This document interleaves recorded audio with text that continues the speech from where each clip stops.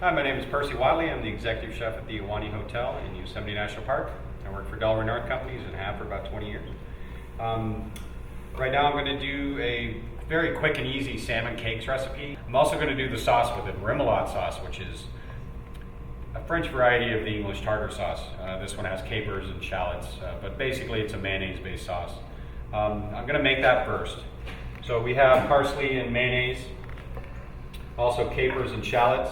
This makes enough for a couple of people to enjoy their salmon cakes. So mayonnaise, chopped parsley, minced shallots. Shallots are an onion style, or an onion in the onion family. They're a little sweeter though and much more mild.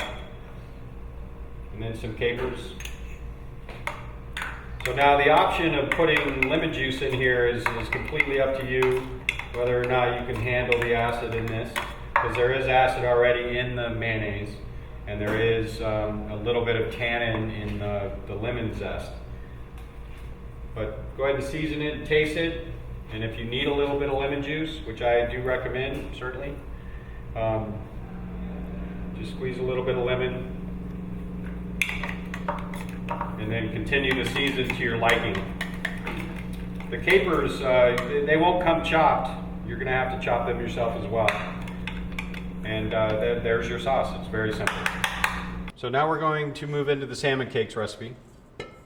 Very simple. This is actually canned salmon, so canned pink salmon. I've taken it out of the can, and you need to kind of flake it away because there will be some bones in it. Even though this salmon is pressure cooked and the bones are actually edible at this point. It's still good to remove kind of the crunchy pieces, even though they are chewable. So you shred that, and you remove some parts of skin or the gray matter or the gray bloodline of the back of the salmon, and you do discard all of the liquid from there as well.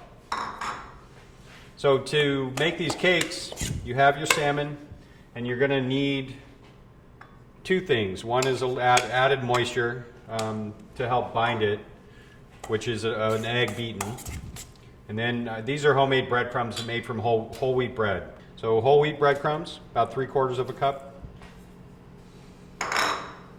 And then some diced onions. This could be red onion, it could be scallion as well. It doesn't necessarily matter too much what kind and what variety of onions that you use. Some diced red pepper. Green pepper would be great in here too.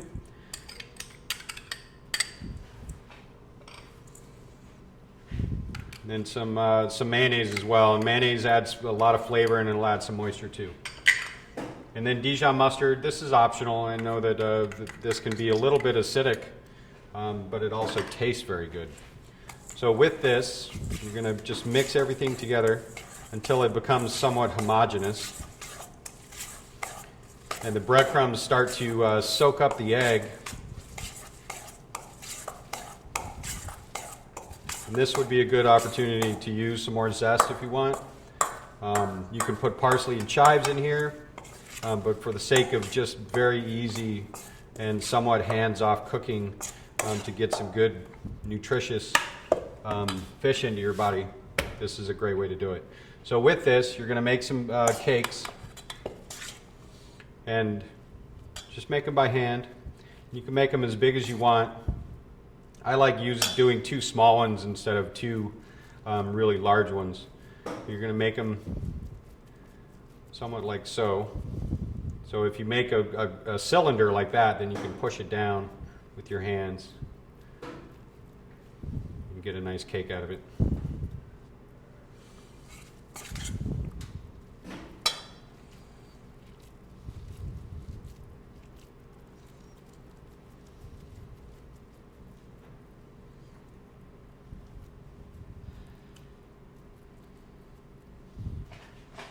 And we're just going to saute them in olive oil or pan fry.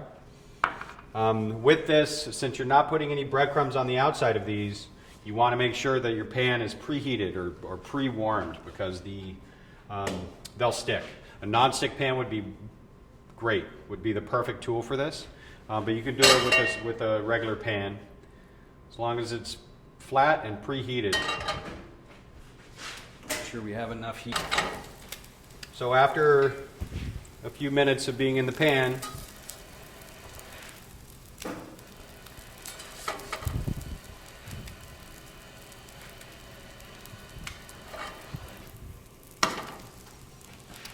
you have crab cakes, or salmon cakes and fresh vegetables.